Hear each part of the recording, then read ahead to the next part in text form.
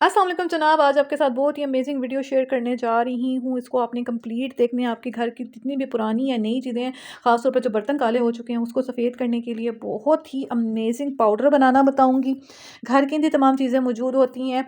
वो बर्तन जो बहुत ज़्यादा काले हो चुके हैं, किसी तरह भी डिश वॉश लिक्विड के साथ या साबुन के साथ नहीं जा रहे, तो आप ये वाला पाउडर बनाइए।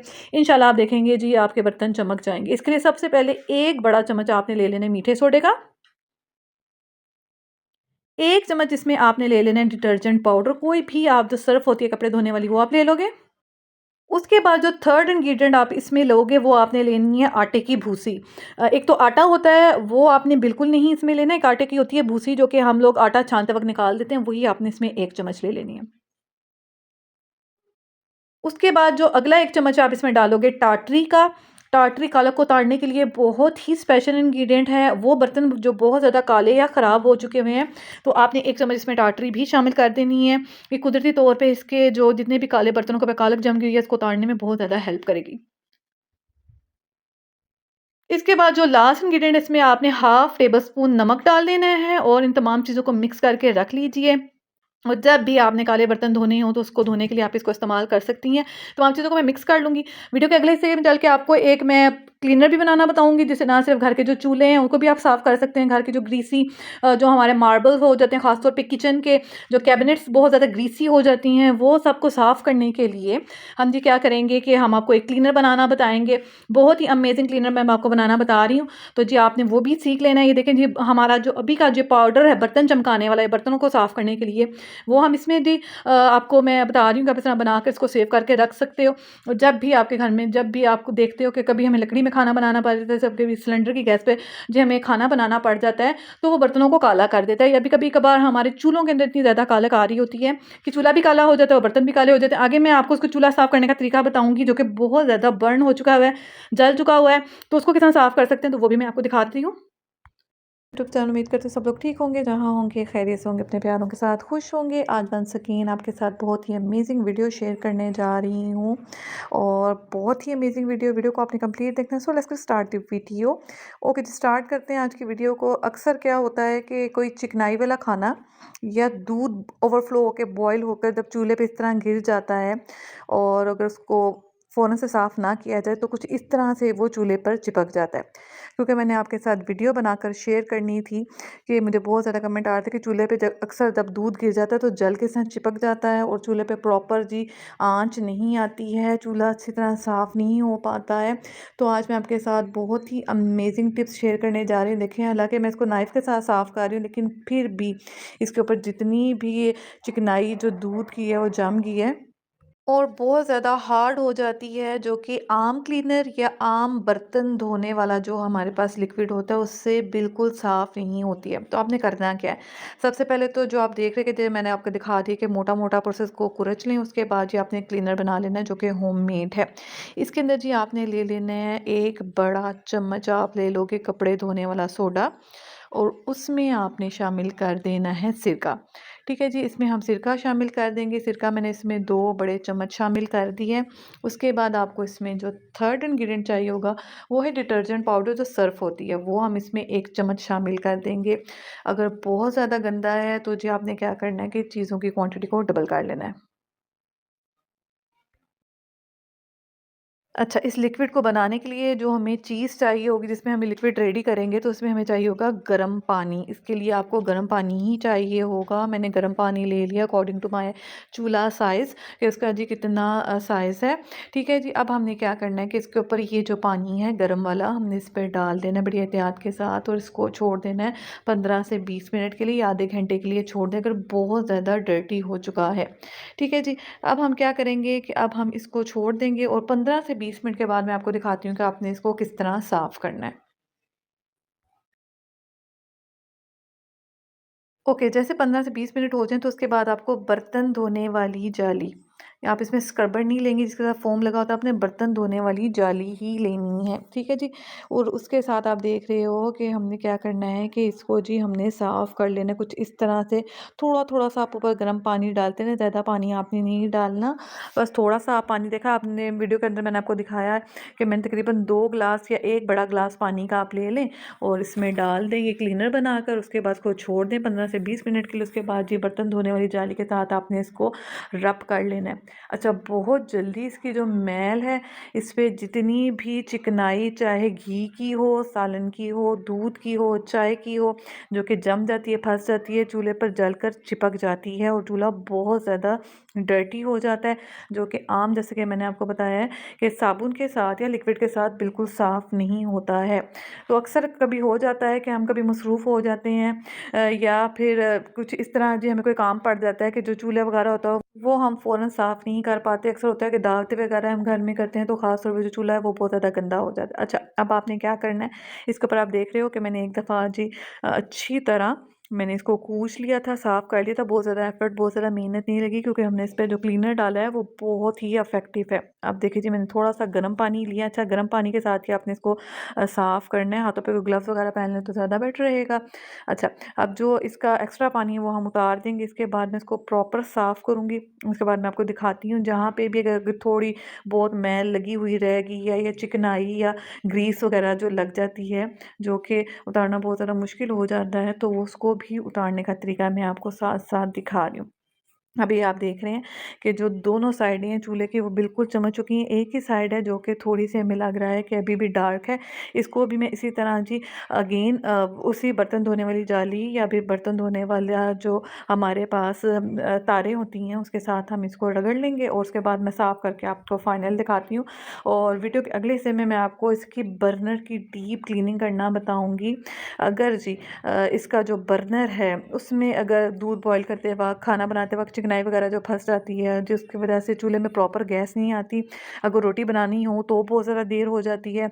अगर आपने सालन बनाना हो, चावल बनाने हों तो बहुत ज़्यादा देर हो जाती है क्योंकि चूल्हे में प्रॉपर गैस नहीं आती है और जी बहुत ज़्यादा टाइम भी वेस्ट होता है।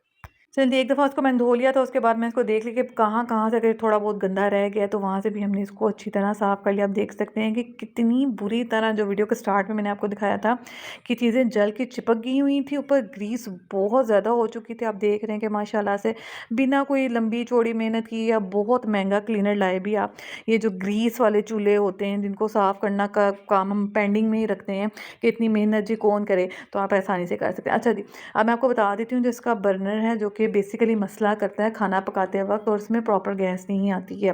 चाहे आप सिलेंडर की गैस यूज़ करते हो या फिर इसी तरह जो प्रॉपर गैस आती है तो वो बहुत ज़्यादा मुश्किल हो जाती है। अगर वो गंदा हो तो वैसे भी बर्तनों को काला करना शुरू कर देता है। चूल्हे का जो बर्नर होता है, आप अक्सर देखते होंगे आप खाना वगैरह बनाते हैं तो वो काला कर देता है। तो इसी वज़ह से करता है क्योंकि उसके सुराख वगैरह बंद हो जाते हैं गंदगी की वज़ह से, ग्रीस की वज़ह से और उसकी सफाई ना होने की वज़ह से प्रॉपर वो ख़राब हो जाता है। अच्छा, अगेन हमने क्या किया है कि हमने अगेन गर्म पानी ले लिया, उसमें डिटर्जेंट पाउडर डाल दिया है, कपड़े धोने वाला सोडा 1 चम्मच हम इसमें डालेंगे नमक का, ठीक है जी। ये तमाम इंग्रीडिएंट वही हैं जो मैं इसमें डाल रही, लेकिन इसमें एक और भी चीज़ आपने ऐड करनी है, वो है जी बर्तन धोने वाला काला तेल। ईज़िली बाज़ार से मिल जाता है, वो भी हम इसमें ऐड करेंगे।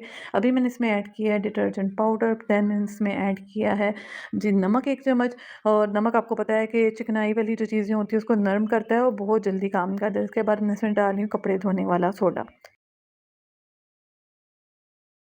अच्छा, ये कपड़े धोने वाला सोडा भी हम इसमें इतना ही डालेंगे 1 से 2 चम्मच आप इसमें आसानी से डाल सकते हैं। हाथों में अपने ग्लव्स वगैरह ज़रूर पहन लेने हैं ताकि जी आप आसानी से ये वाला काम कर लें। अच्छा, अगर अभी तक चैनल को लाइक नहीं किया तो वो भी कर दीजिए, सब्सक्राइब नहीं किया तो वो भी कर दीजिए और बेल आइकन को ज़रूर प्रेस कर दीजिए ताकि नोटिफ़िकेशन सबसे पहले आपको मिल जाए अगर आप डेली इस तरह की इन्फॉर्मेटिव वीडियोज़ देखना चाहते हैं। अब हम इसमें ऐड कर दिए कपड़े धोने वाला सोडा।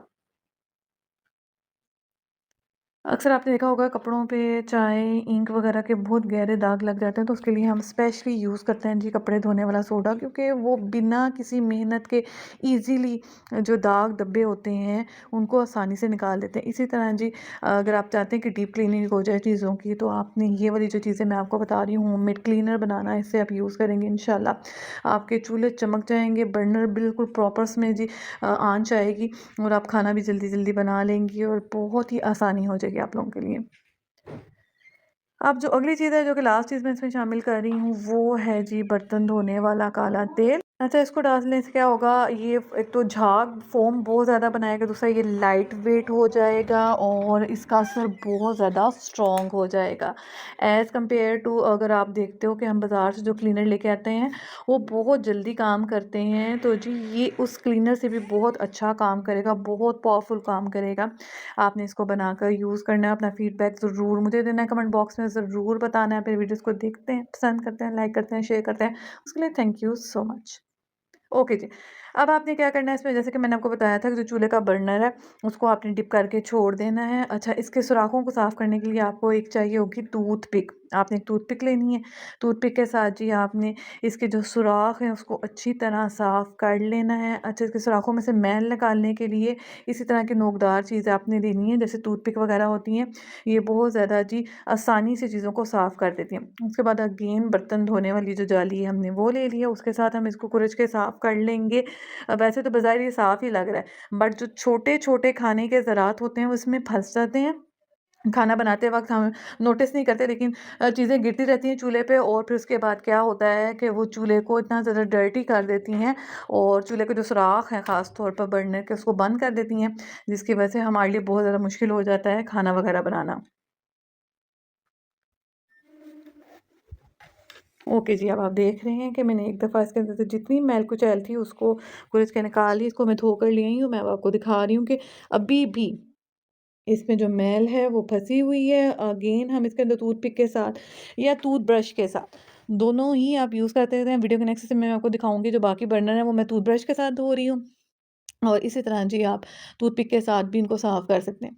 ये देखें जी, इसके जो सुराखों में मैल फँस जाती है वो बहुत ही जी चूल्हे का जो निज़ाम है उसको ख़राब कर देती है और हमारा खाना बनाना बेहद मुश्किल हो जाता है। ये देखिए जी, मैल मैं आपको दिखा रही हूँ। इस तरह के छोटे-छोटे जी ज़रात फँस जाते हैं खाने के और बहुत ज़्यादा जी, और साथ ही साथ जी फ्रिज के अंदर इस तरह के दाग धब्बे लग जाते हैं, सालन के हों, कोई अद्वियात वगैरह रखी हों वो हो, तो कुछ भी हो तो जी आप इसको इस तरह साफ़ कर सकते हैं फ्रिज को। साथ ही साथ कुछ आपने टिप्स ज़रूर फ़ॉलो करनी है। अगर स्पेशली समर में क्या होता है, फ्रिज बिल्कुल कूलिंग करना छोड़ देती है। तो मैं कुछ आपको टिप्स बताऊँगी, आप इसको फ़ॉलो कीजिएगा तो इंशाल्लाह आपकी फ्रिज बहुत अच्छी कूलिंग करेगी। ओके जनाब, जब भी आपने फ्रिज को साफ करना हो तो कोशिश किया करें जिस हिस्से पे फ्रिज के अंदर बर्फ वगैरह जम गई हुई है, तो सिर्फ बर्फ के ऊपर आपने नमक को डालना है।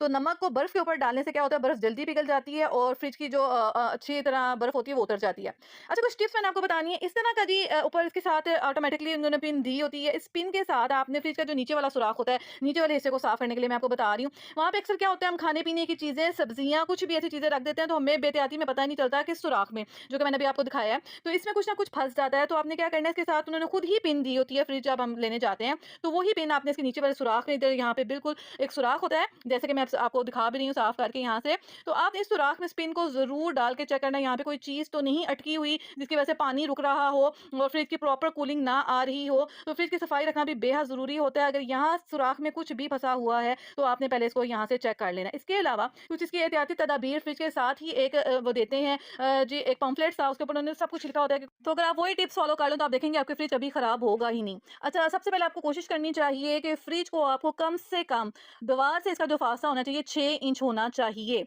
अगर आप 6 इंच दीवार से फासले पे इसको रखेंगी तो आपकी फ्रिज बहुत अच्छी कूलिंग करेगी। ये भी एक रीज़न होता है फ्रिज की कूलिंग ना करने का। ऐसी जगह पे फ्रिज को नहीं रखना चाहिए जहाँ पे बराह रास्त सूरज की रोशनी हो। ठीक है जी, सूरज की रोशनी की वजह से भी फ्रिज प्रॉपर तौर पे काम नहीं करती है।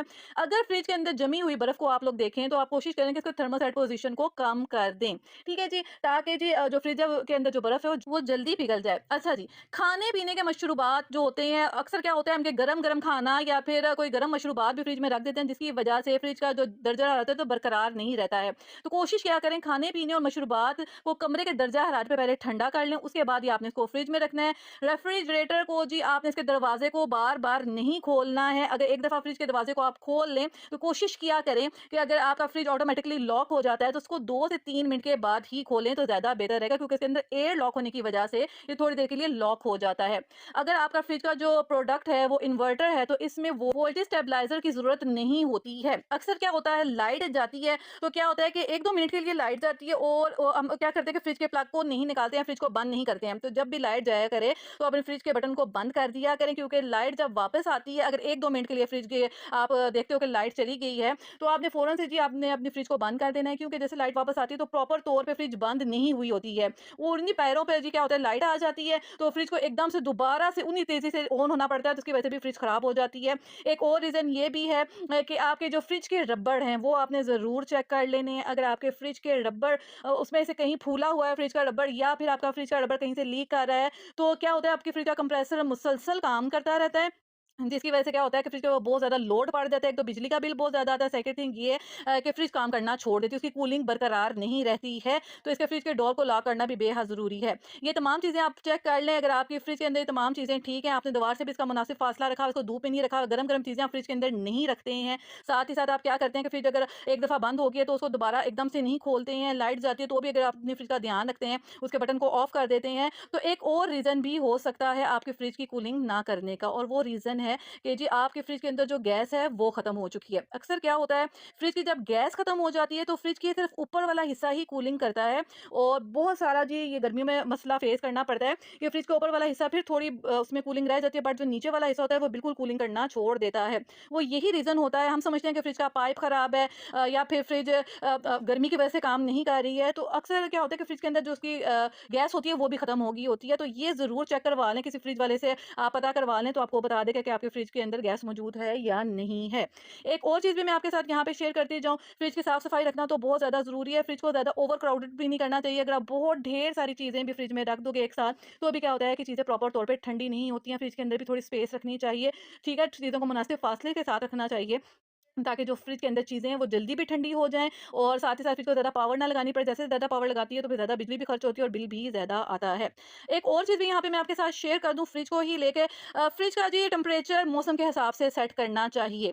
हम कहते हैं कि जी गर्मियों में फ्रिज काम नहीं कर रही है, लेकिन हम उसके टेम्परेचर को नहीं बढ़ाते हैं। तो क्या होता है, गर्मी शदीद होने के साथ-साथ क्या होता है, फ्रिज के टेम्परेचर को भी थोड़ा बढ़ाना पड़ता है। सर्दियों में इसका टेम्परेचर मुख्तलिफ होता है और गर्मियों में जी इसका टेम्परेचर मुख्तलिफ होता है। ठीक है जी, इसको ज़रा ज़्यादा कूल करने के लिए क्या करते हैं, हम फ्रिज को थोड़ा तेज़ कर देते हैं। ठीक है जी, और इसकी वजह से क्या होता है कि फ्रिज के अंदर जो चीज़ें होती हैं वो प्रॉपर ठंडी ही रहती हैं। मौसम का बहुत ज़्यादा असर होता है, स्पेशली जैसे कि मैंने आपको बताया समर में फ्रिज बिल्कुल काम करना छोड़ देती है। तो ये वाली आपने टिप्स फॉलो करनी है। इंशाल्लाह आप देखोगे कि इन तमाम टिप्स को फॉलो करते हुए आपका जो रेफ्रिजरेटर है, फ्रिज है, वो बहुत अच्छा काम करेगी।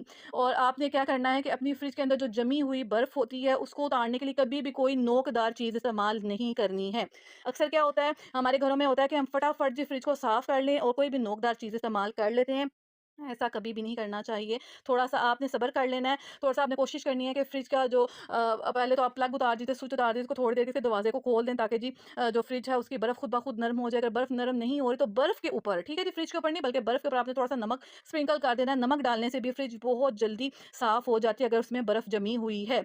ये मैं आपको साथ-साथ करके भी दिखा रही हूँ वीडियो के अंदर, ताकि आप देख लो प्रॉपर तरीके के साथ कि आप अपने फ्रिज को साफ़-सुथरा रखोगे। जो भी आपके पास नया मॉडल हो फ्रिज का, पुराना मॉडल हो, कोई भी हो, आपने ये वाली टिप्स फ़ॉलो करनी है, तो इंशाल्लाह आप देखोगे आपकी फ्रिज बहुत अच्छी कूलिंग करेगी। और जैसे कि मैंने आपको बताया कि फ्रिज के रबड़ चेक करना बेहद ज़रूरी है। फ्रिज के रबड़ के अंदर क्या होता है कि कभी-कभी क्या होता है, फूल जाते हैं, कहीं से क्रैक हो जाते हैं, हमें पता नहीं चलता, हम नोटिस नहीं करते हैं। तो आपने क्या करना है कि इन चीज़ों को ज़रूर देखना है। अगर फ्रिज मुसलसल इसकी कूलिंग ज़ाया होती रहती है तो क्या होता है कि फ्रिज बहुत जल्दी ख़राब हो जाती है।